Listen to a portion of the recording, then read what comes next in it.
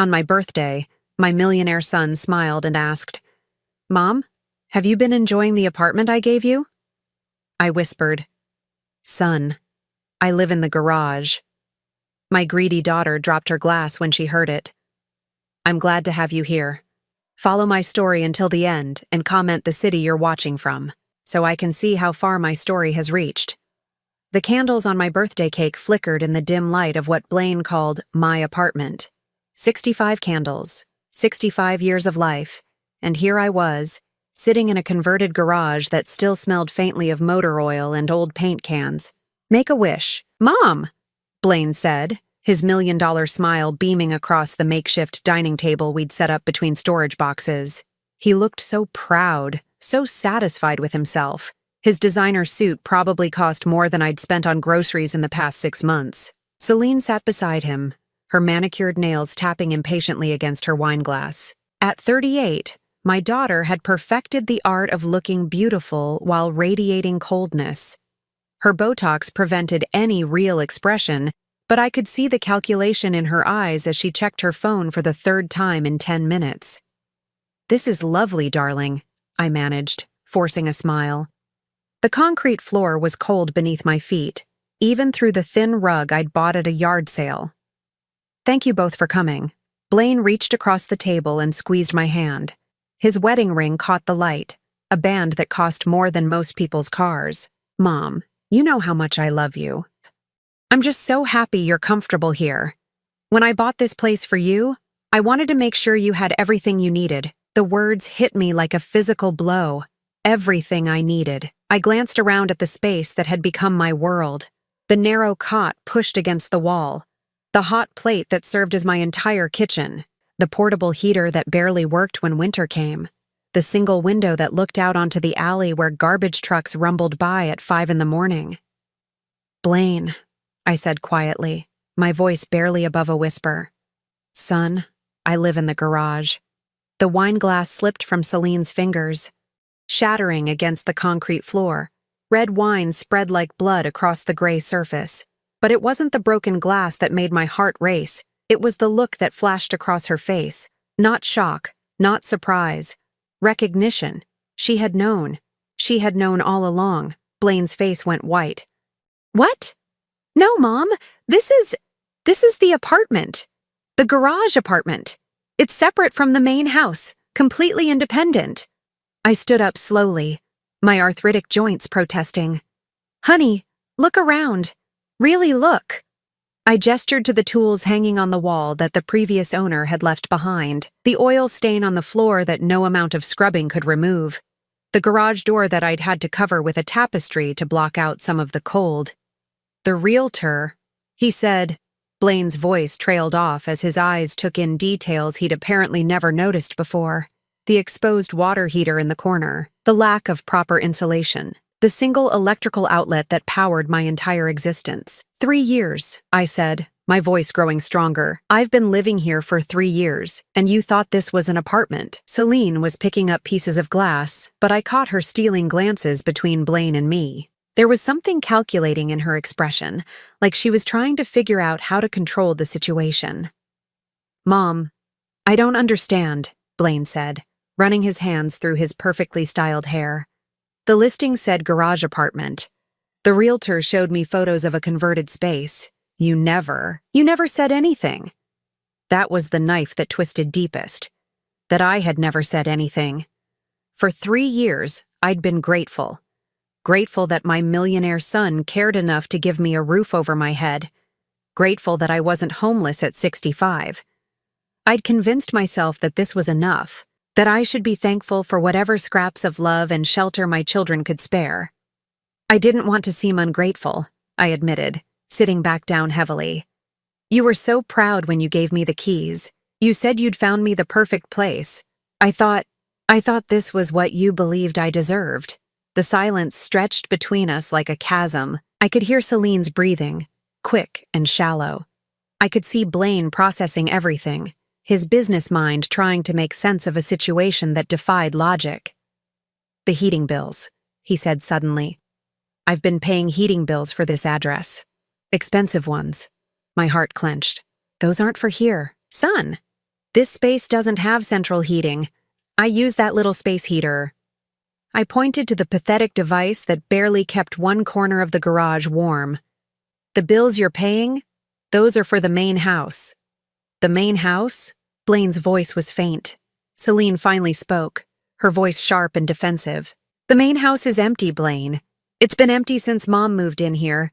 I thought you knew that, but I caught something else in her tone, something that made my blood run cold. She didn't think he knew. She had made sure he didn't know. Celine.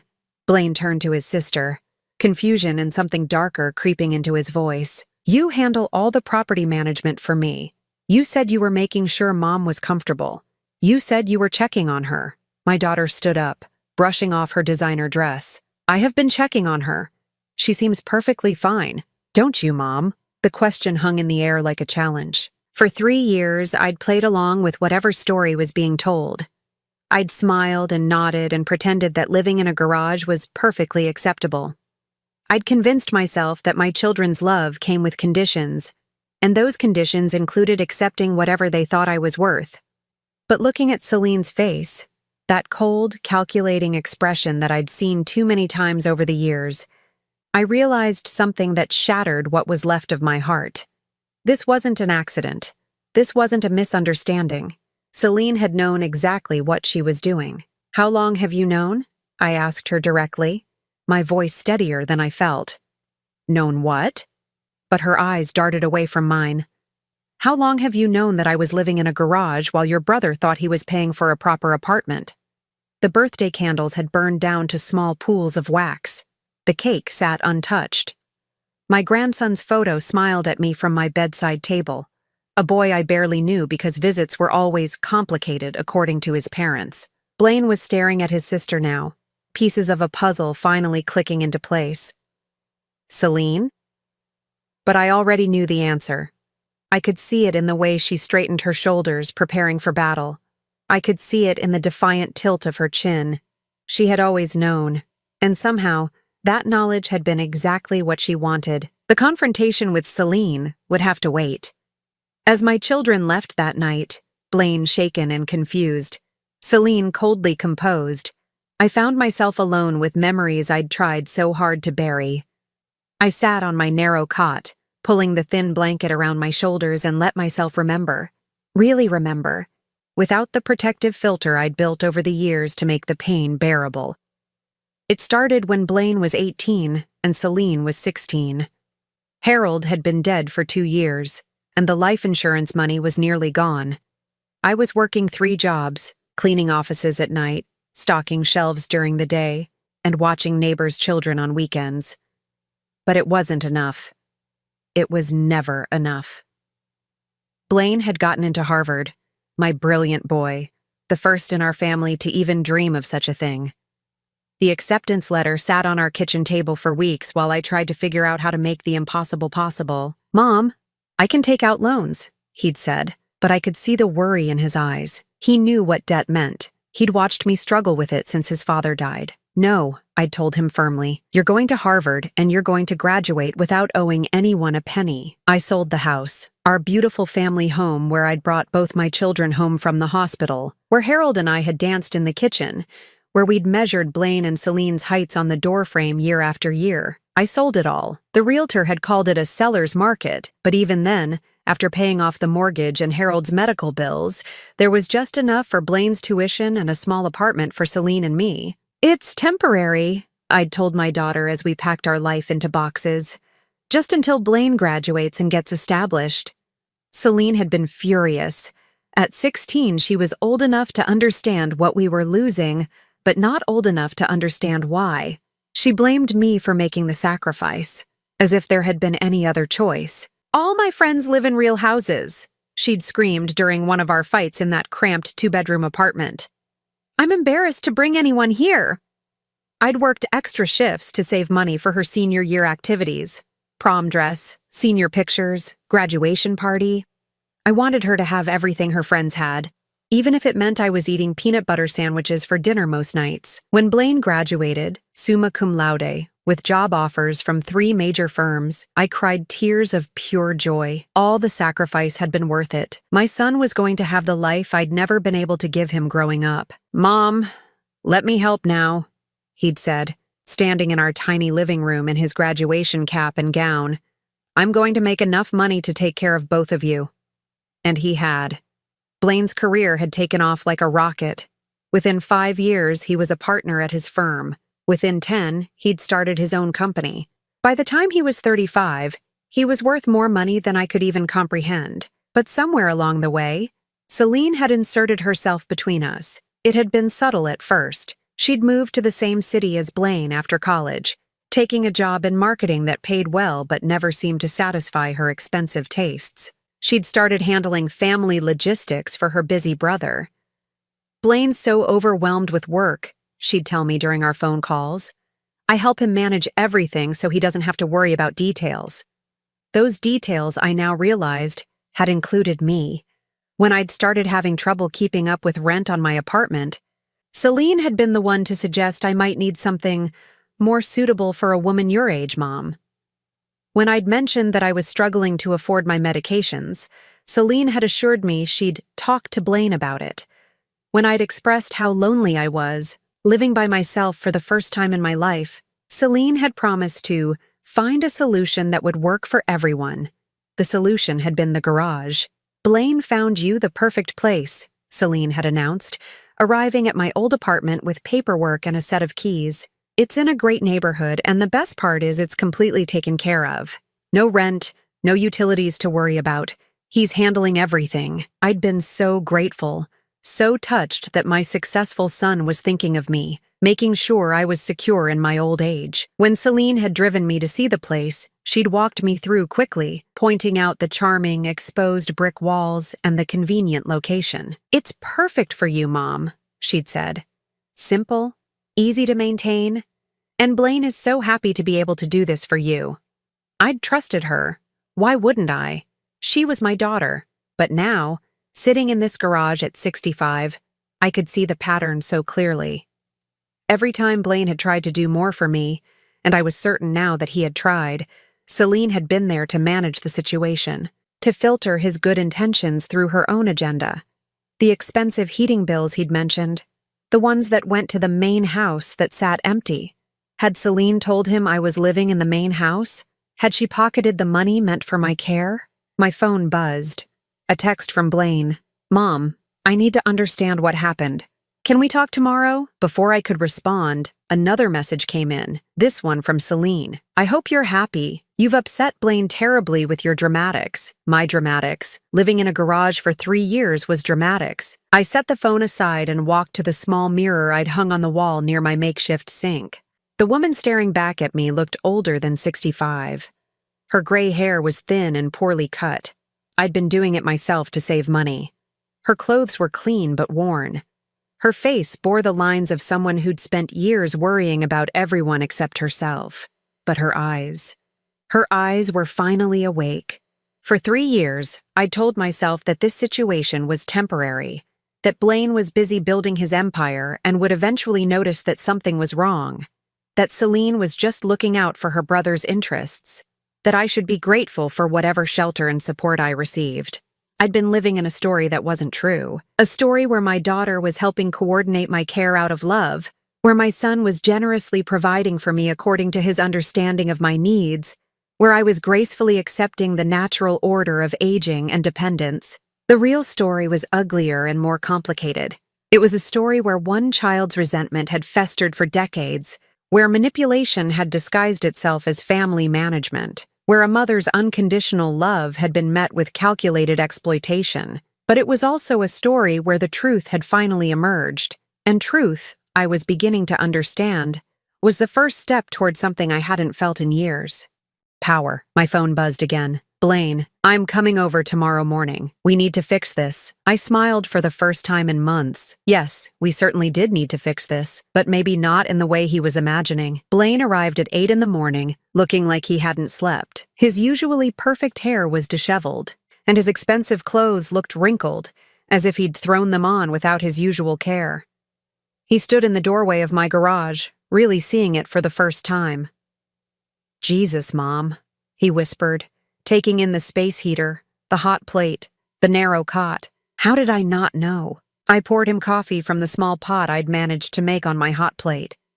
It wasn't very good coffee, the cheap kind I could afford, but he drank it without complaint, sitting on the folding chair that served as my only furniture besides the cot. You trusted Celine to handle things, I said simply. And she did handle them, just not the way you thought. But the bills. I've been paying for heating, for electricity, for property maintenance. Where was that money going? I'd spent the night thinking about this exact question. The main house, the one that's been sitting empty while I've been living out here. Celine told you I was living in the main house, didn't she?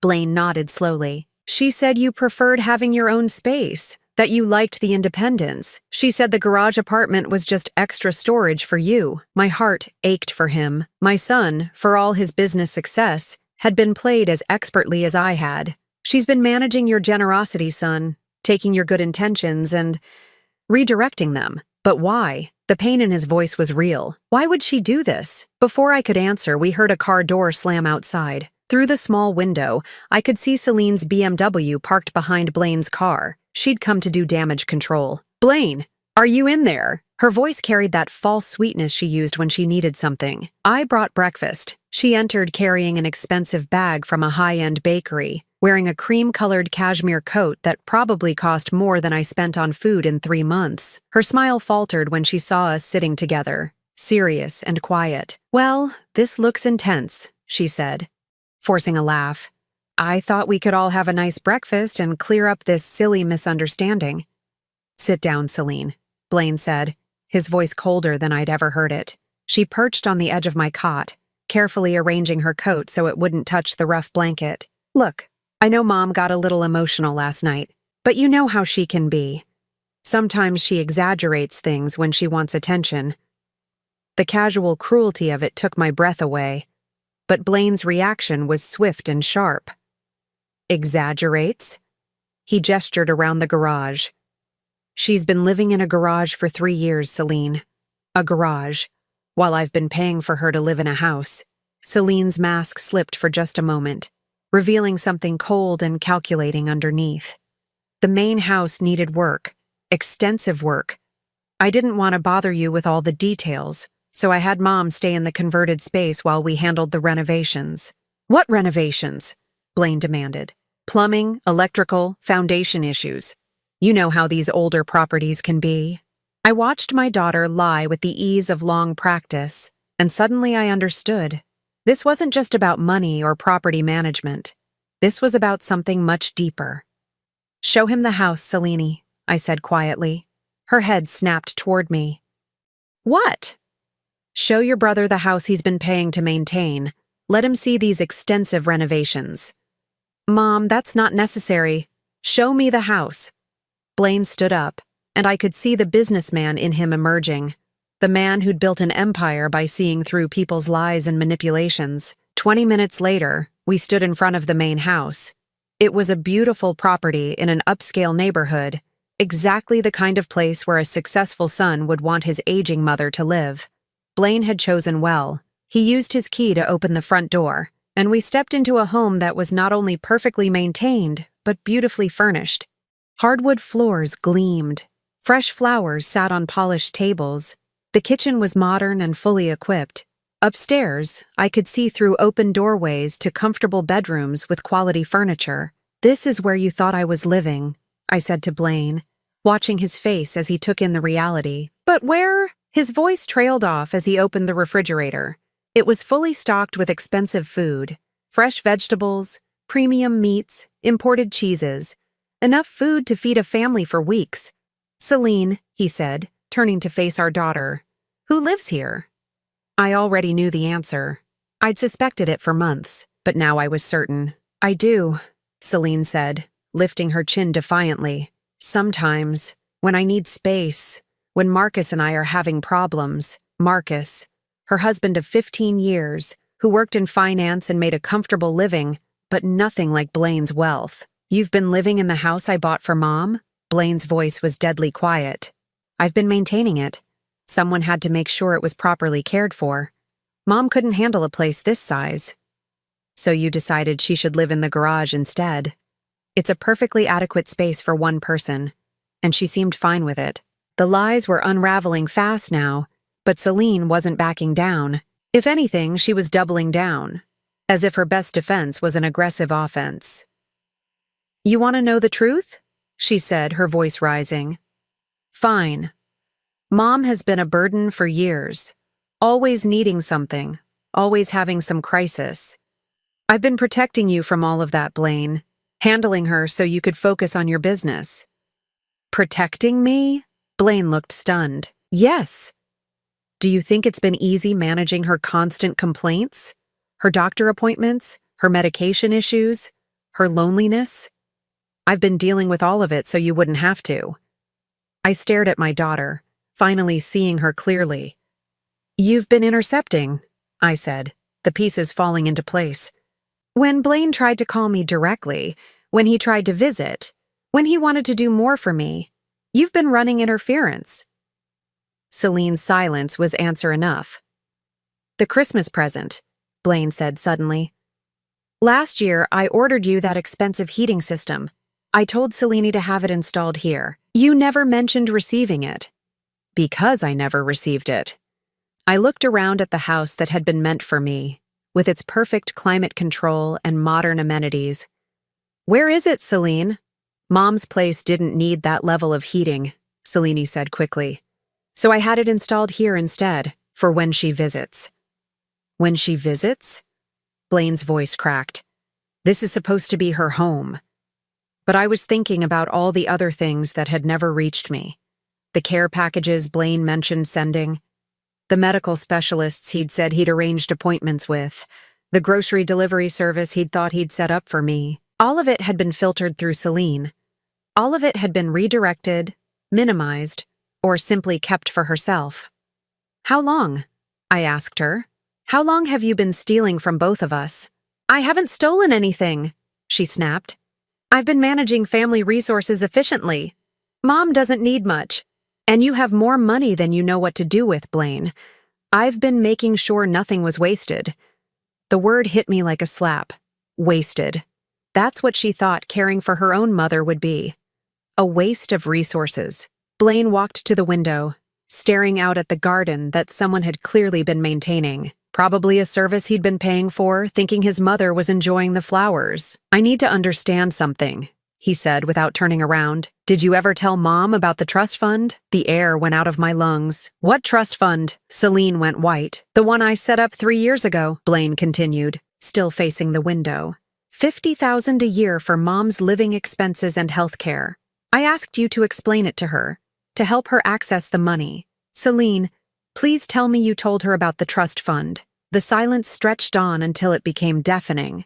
And in that silence, I finally understood the full scope of what my daughter had done to me. She hadn't just stolen my home.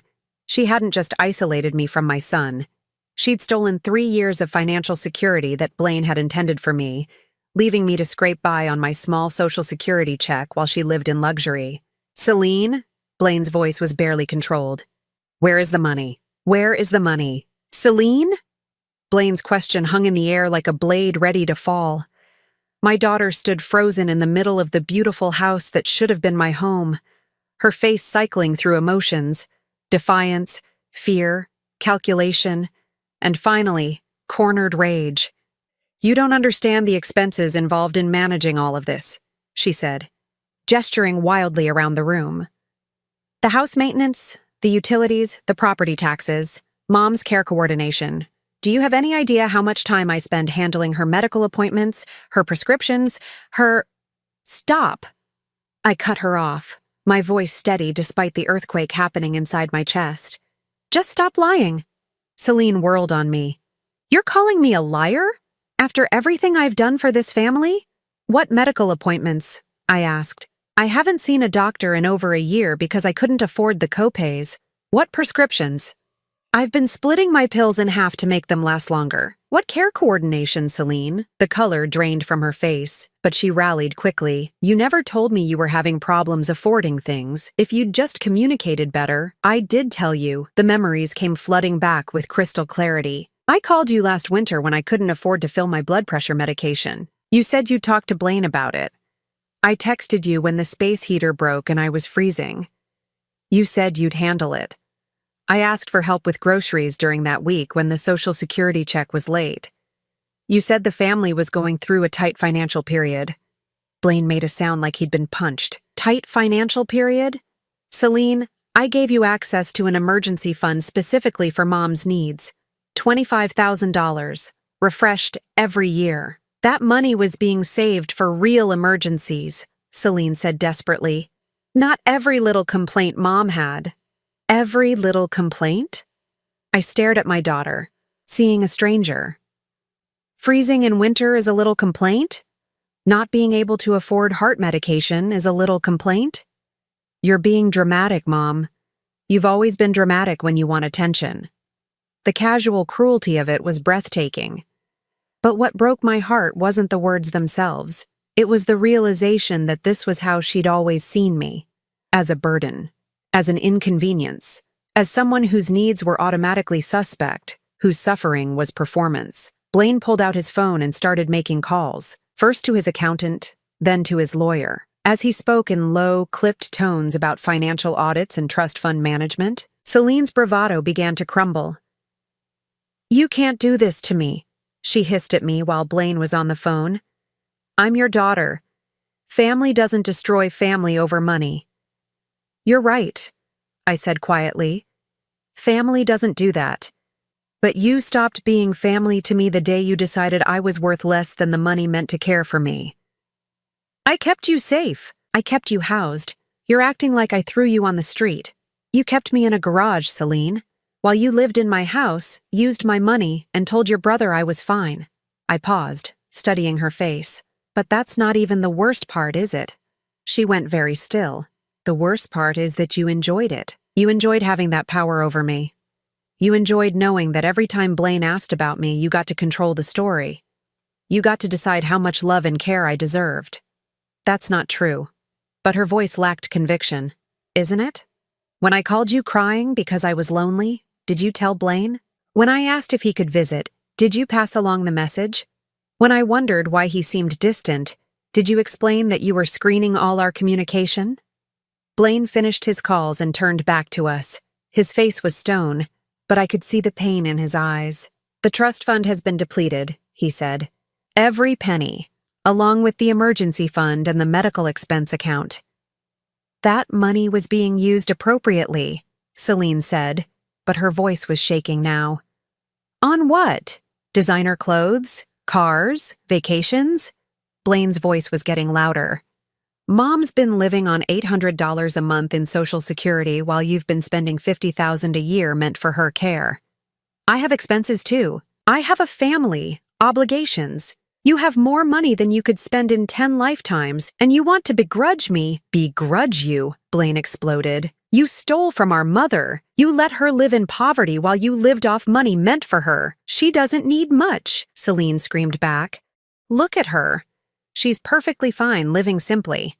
She doesn't need designer furniture or expensive food or fancy medical care. Some people are just low maintenance. The words hit me like physical blows. Low maintenance. As if my decades of sacrifice, my years of putting my children's needs before my own, had been evidence that I simply required less. As if my quiet acceptance of whatever scraps they offered was proof that I was naturally content with less love, less care, less dignity. Get out. My voice was so quiet they both stopped arguing and stared at me. Celine, get out of my house. Your house? She laughed, but it sounded hysterical. This isn't your house. This is Blaine's house. Everything here belongs to Blaine. Actually, Blaine said, his voice deadly calm, as of today, the deed will be transferred to Mom, along with full access to all the accounts that should have been hers all along. Celine's face went white. You can't do that. I have nowhere else to go. Marcus and I are separated. I don't have anywhere. You should have thought of that before you stole from the person who sacrificed everything for you. I watched my daughter process the reality of her situation. For the first time in years, she had no leverage, no way to manipulate the narrative. She was about to lose everything she'd taken from me, and she knew it. That's when she showed me who she really was. Fine, she said, her voice turning vicious. You want to know the truth? I'm glad I kept you away from Blaine. You would have been calling him constantly, demanding attention, making him feel guilty for having a successful life. You're needy and pathetic, and you drain everyone around you. The words were meant to destroy me, and maybe, 3 days ago, they would have. But sitting in that beautiful house, understanding finally that my son had tried to love me well, that my suffering had been manufactured by my own daughter's greed and cruelty, I felt something I hadn't felt in years. Clarity. You're right about one thing, I said, standing up. I am needy. I need respect. I need honesty. I need to be treated like a human being who deserves basic dignity. And since you can't provide any of those things, you're right. We're done. Selene stared at me as if I'd become a stranger. In a way, I had. The woman who'd accepted crumbs and called them kindness was gone. In her place was someone who finally understood her worth. I want you out of this house by the end of the week, I continued. And I never want to see you again. Mom, you don't mean that. I'm your daughter. No, I said, feeling the truth of it settle into my bones. A daughter doesn't do what you've done. You're a stranger who shares my DNA. She looked to Blaine for support, but found none. Her brother was staring at her like he'd never seen her before either. Blaine, you can't let her do this to me. I'm your sister. And she's my mother, he said quietly.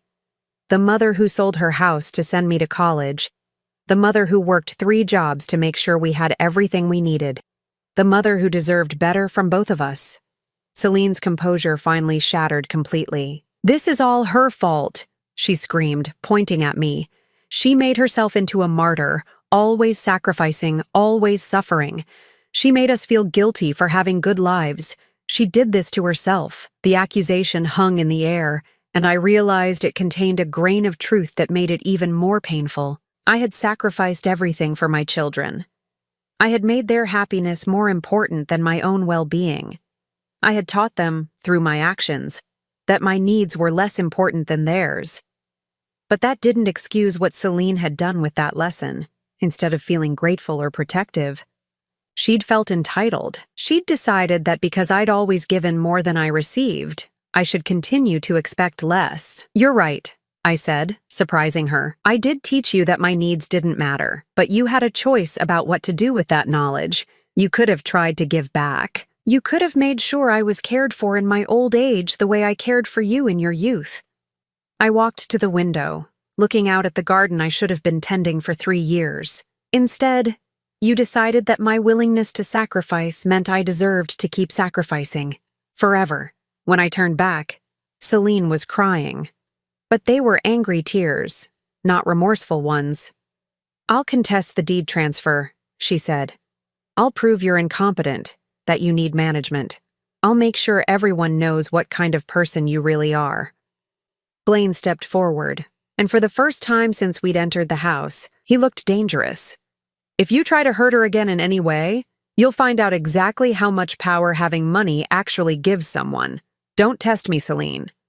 My daughter looked between us, seeing something that made her take a step back. Then she grabbed her purse and headed for the door.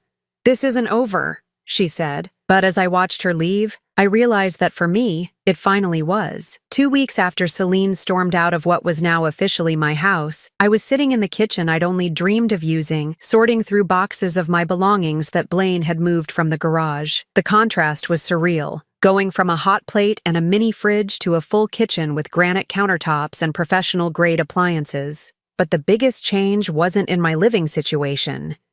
It was in my relationship with my son. Blaine had taken a leave of absence from his company, something I'd never imagined him doing. He came by every day, sometimes just to check on me, sometimes to help with practical matters like updating my address with doctors and government agencies. We were learning how to be family again, without Selene's interference. I keep thinking about all the times I should have visited, he said that morning, sitting across from me at the breakfast table. All the times I called Selene instead of calling you directly. You trusted your sister, I told him. That's not a character flaw, but I should have known something was wrong. The fact that you never asked for anything, never complained, never seemed to need help, that should have been a red flag. I understood his guilt, but I also understood something he didn't yet. Son, I trained you both to see me that way. For years, I made sure you knew that I could handle anything, that I didn't need help, that your success was more important than my comfort." He looked up from his coffee. "What do you mean?" I'd been thinking about this since the confrontation with Celine, how my own patterns had contributed to the situation I'd found myself in. When you were in college, working so hard to maintain your grades and build your future, what did I tell you when you called home worried about money? Blaine thought for a moment. You said you were fine, that I shouldn't worry about anything at home. And when Celine was struggling in her early career, spending more than she made, what did I do? You helped her out. You said it was just temporary. And when you got successful and wanted to help me, what message did I send? He was quiet for a long moment. That you didn't really need help. That you were proud of managing on your own. I nodded. I taught you both that loving me meant not burdening me with your problems, and not burdening you with mine. I thought I was being a good mother, teaching you independence and strength. But Celine took that and twisted it. She did. But the foundation was something I built. I reached across the table and took his hand. I'm not saying this to make you feel better about what happened.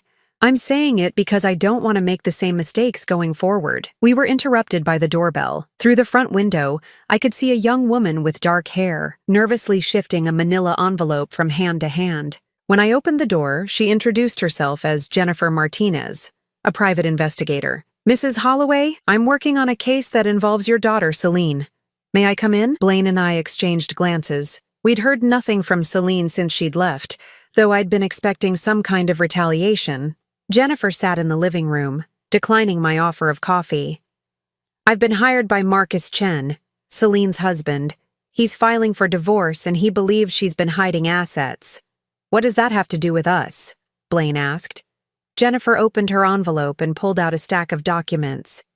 In the course of investigating Mrs. Chen's finances, we discovered some irregularities that I think you should know about. She spread the papers across my coffee table. Bank statements, investment account summaries, property records. This is a savings account in your name, Mrs. Holloway, she said, pointing to one statement. Are you aware of it? I looked at the document. It showed an account with nearly $40,000 in it. I've never seen this before. It was opened 3 years ago, with Celine listed as the secondary account holder. Regular deposits have been made, but no withdrawals. Blaine leaned forward. What kind of deposits? Social Security overpayments, Medicare reimbursements, and what appears to be proceeds from a life insurance policy. My heart stopped. What life insurance policy? Jennifer pulled out another document. Your husband Harold had a small policy through his work. When he died, there was apparently some confusion about the beneficiary information. The insurance company has been trying to locate you for 3 years. I stared at the papers, not understanding. But Harold died 15 years ago. His life insurance paid out then. That's how I managed to keep us afloat for as long as I did. This was a separate policy, Jennifer explained. A retirement benefit that continued after his death. The company merged with another insurer, and in the transition, your case file was misplaced. When they finally located you, the address they had was outdated. So where did the money go? To this account, which was opened by someone claiming to be your legal representative. Jennifer's voice was careful, professional. The signature cards show Celine's name. Blaine was reading over the documents, his face growing darker by the minute. She's been collecting money meant for Mom for 3 years. It appears so. But here's the interesting part, Jennifer continued. She never touched it. Every deposit just sat there, earning interest. I was struggling to process this information. Why would she collect money but not use it? I think, Jennifer said gently, she was saving it for something specific. Based on some documents we found in her personal papers, it looks like she was planning to eventually claim that you were incompetent and needed a guardian. Having untouched money in an account she controlled would support a narrative that she was responsibly managing your affairs. The room spun around me. It was one thing to discover that Celine had been stealing from the accounts Blaine set up, It was another to learn that she'd been systematically intercepting money that was rightfully mine, building a case to have me declared incompetent. She was going to have me committed, I said, the pieces falling into place. It's possible, Jennifer admitted. She's been documenting what she calls concerning behaviors: isolation, poor decision-making, inability to manage finances independently. Blaine stood up abruptly, pacing to the window. The garage. She kept Mom in the garage to create evidence that she couldn't live independently. And my reliance on her for everything, I added, feeling sick. Every time I called her for help with medical appointments or financial questions, she was documenting it as evidence that I was becoming dependent and confused. Jennifer nodded. Based on what Mr. Chen shared with me, there are also records of conversations with elder care attorneys and private care facilities. The manipulation was so much deeper than I'd realized. Celine hadn't just been stealing from me, she'd been systematically building a case to take away my freedom entirely. But she never followed through, Blaine said, turning back to us. No, Jennifer agreed, and based on the timeline, I think I know why. She pulled out another document. 3 months ago, Celine hired a private investigator to look into your finances, Mr. Holloway. I think she was trying to determine how much control she could gain over your assets if she became your mother's legal guardian. Blaine went very still. She was planning to go after my money, too. It's possible. In many states, if a parent is declared incompetent and their adult child becomes guardian, that guardian can make claims against other family members for ongoing support costs. I sank back into my chair, overwhelmed. My daughter hadn't just been stealing from me. She'd been planning to steal my independence, my autonomy, possibly even my relationship with my son. And she'd been building this plan for years, every interaction carefully calculated to support her eventual narrative. There's one more thing, Jennifer said. The reason Mr. Chen hired me originally. Celine has been transferring money into accounts under her maiden name, your maiden name, Mrs. Holloway. She's been building a financial profile that would support a claim that she's been acting as your financial representative all along. Identity theft, Blaine said grimly, among other things. Mr. Chen believes she was planning to claim significant assets as part of the divorce settlement, assets that she would say belonged to her as your caregiver and representative.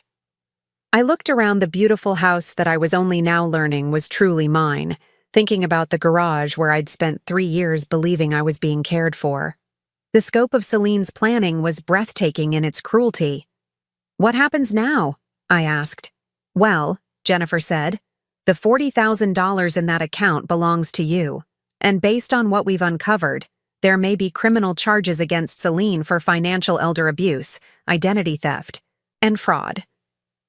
Blaine sat back down beside me. Mom, this is your decision, but she needs to face consequences for what she did. I thought about the woman who'd raised me to believe that family loyalty meant accepting whatever treatment you received. I thought about the years I'd spent making excuses for Selena's coldness, telling myself that she was just practical, just protective of her brother. I thought about the life I could have had these past 3 years if I'd received the money that was rightfully mine, the medical care I'd gone without, the dignity I'd lost. And I thought about other elderly people who might not have a son like Blaine to advocate for them, other mothers who might be trapped in garages or worse, while their children systematically stripped away their resources and autonomy. I want to press charges, I said quietly. All of them. Jennifer nodded and made a note. There's one more thing you should know. Based on the documentation we found, you weren't her only target. My blood went cold. What do you mean? She's been corresponding with elder care attorneys about other elderly clients. I think she was planning to expand this kind of operation. The revelation hit me like a physical blow. My daughter hadn't just betrayed me. She'd been planning to make a business out of exploiting vulnerable elderly people. But as shocking as this discovery was, it also gave me something I hadn't expected: purpose. For the first time in years, I had something important to do. Something that mattered beyond my own survival. I was going to make sure Celine never had the chance to do to anyone else what she'd done to me. 6 months later, I stood in my garden, deadheading the roses that I'd finally had the chance to plant. The morning was crisp and clear, and the satisfaction of working with soil under my fingernails felt like a luxury I'd forgotten existed. The legal proceedings had been swift once the evidence was laid out. Celine pled guilty to financial elder abuse, identity theft, and fraud. She received 3 years in prison and full restitution, not just to me, but to the 2 other elderly clients she'd been targeting through her correspondence with unscrupulous care facilities. The judge had been particularly harsh in her sentencing remarks. This defendant didn't just steal money. She stole dignity, autonomy, and peace of mind from vulnerable people who trusted her. I'd attended the sentencing hearing, not out of vindictiveness, but because I needed to see the end of the story. Celine had looked older, smaller somehow, in her orange jumpsuit. She'd glanced at me once during the proceedings, and I'd seen something in her eyes that might have been regret. But it might also have been anger that she'd been caught. I'd nodded to her once, not forgiveness exactly, but acknowledgement. She was still my daughter in the biological sense, but the relationship I'd spent 65 years trying to nurture was truly over. The hardest part hadn't been the legal proceedings or even the public attention the case had received. It had been learning to live without the constant background anxiety that had defined my existence for so long. For years, I'd lived with the fear that I was one crisis away from homelessness, one medical emergency away from bankruptcy. Even when I was theoretically being cared for, I'd felt the precariousness of my situation in my bones. Now, with my own financial resources secured and my relationship with Blaine rebuilt on honest ground, I was learning what it felt like to plan beyond the next month. I'd enrolled in a Master Gardener program at the local community college. I'd joined a book club at the library. I'd even started dating, something that felt both terrifying and wonderfully normal at 65. Robert was a widower I'd met in the gardening class, a retired teacher with gentle hands and a dry sense of humor. We moved slowly, having coffee after class, taking walks through botanical gardens, sharing stories about our children and grandchildren. Yes, grandchildren. That was perhaps the most unexpected gift of this entire ordeal. Blaine had been married for 8 years to a woman named Sarah, whom I'd met only briefly at their wedding. Another interaction that had been managed and minimized by Celine. Sarah was a pediatric nurse with warm brown eyes and an easy laugh. She was also 7 months pregnant with my first grandchild. "I feel terrible that we didn't include you more," Sarah had said during one of our getting-to-know-each-other dinners. "Selena always made it sound like you preferred your independence, that you found family gatherings overwhelming." I'd started to make excuses, my old habit of protecting everyone from discomfort, but Blaine had gently interrupted. "Celine lied about a lot of things," he'd said simply. "We're starting over." And we were. Blaine and Sarah included me in everything now. Doctor's appointments, baby shopping, nursery planning. I was learning about my son's life in ways I'd never been allowed to before. His struggles with work-life balance, his excitement about becoming a father, his regrets about the years we'd lost to Selena's manipulation. I keep thinking about all the conversations we should have had. He'd told me one afternoon as we assembled a crib in what would be the baby's room. "All the times I should have called you directly instead of going through Celine." "We're having them now," I'd reminded him. And we were. The doorbell interrupted my gardening thoughts. I brushed the soil off my hands and went to answer it, expecting Robert with the Chinese takeout we'd planned for lunch. Instead, I found a young woman holding a baby carrier. "Mrs. Holloway, I'm Amanda Chen, Marcus's sister." My heart clenched. Marcus was Celine's ex-husband, and I'd heard through the legal proceedings that they had a young child together. "This is Emma," Amanda continued, adjusting the carrier so I could see the sleeping toddler inside. "She's your granddaughter." I stared at the little girl, seeing traces of Celine in her features, but also something softer, more innocent. Emma was maybe 18 months old, with dark curls and chubby cheeks. "Marcus wanted you to meet her," Amanda explained. "He said you have a right to know her, regardless of what happened with Celine." My throat was tight. "How is she?" "Emma's doing well. Marcus has full custody now. He's a good father." Amanda paused. "He also wanted me to give you this." She handed me an envelope with my name written in a careful, unfamiliar hand. "May I hold her?" I asked. Amanda smiled and carefully lifted Emma from the carrier. The little girl woke up as I took her, studying my face with solemn dark eyes. "Hello, sweetheart," I whispered. "I'm your grandma Janine." Emma considered this information seriously, then reached out to touch my face with one small hand. Later, after Amanda and Emma had left with promises of future visits, I sat in my living room reading Marcus's letter. "Dear Mrs. Holloway, I want you to know that I had no idea what Selena was doing to you. If I had known, I would have intervened immediately. I'm writing to ask if you would consider being part of Emma's life. She deserves to know her grandmother, and you deserve to know her. Celine will have supervised visits once she's released, but I want Emma to understand that she has family members who will treat her with kindness and respect. I also want you to know that some of Celine's behavior toward you makes more sense now, in light of her treatment of Emma and me. She was controlling, manipulative, and emotionally abusive. I spent years making excuses for her behavior, telling myself she was just stressed or overwhelmed. Emma and I are in therapy together, learning healthier patterns. If you're willing, we'd love to have you be part of that healing process. Sincerely, Marcus." I folded the letter carefully, thinking about patterns and cycles, about how damage gets passed down through generations until someone decides to break the chain. Celine had inherited my tendency to sacrifice, but she'd twisted it into something self-serving.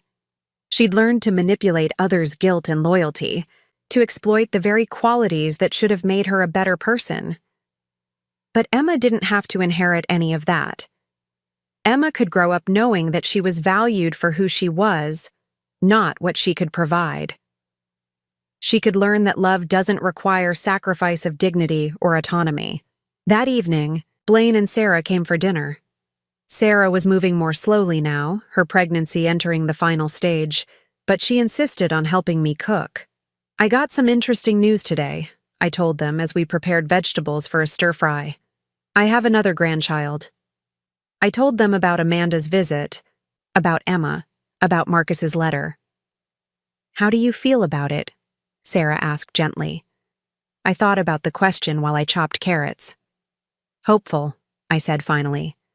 "That little girl deserves better than the legacy Celine would leave her. Maybe I can help with that." Blaine nodded. "You're good at raising children who know how to love." "I made mistakes with you and Celine," I said. "I taught you both that my needs didn't matter. Celine used that lesson to justify cruelty.